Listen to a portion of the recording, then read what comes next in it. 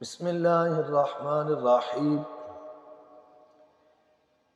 نماز کی پہلی شرط طہارت ہے، تو طہارت کے حوالے سے لوگ اکثر یہ سوال کرتے ہیں کہ کیا غسل کے بعد نماز پڑھنے کے لیے دوبارہ وضو کرنا ضروری ہے؟ تو یہ یاد رکھیں کہ جب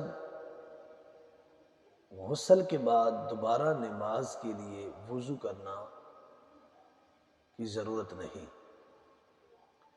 اگر غسل کرتے وقت بدن میں پانی ڈالنے سے پہلے باقاعدہ سنت کے مطابق آپ نے وضو کیا، کلی کی غرارے کی صورت میں، اور ناک کے اندر پانی آپ نے ڈالا نرم ہڈی تک، تو اب دوبارہ وضو کی ضرورت نہیں۔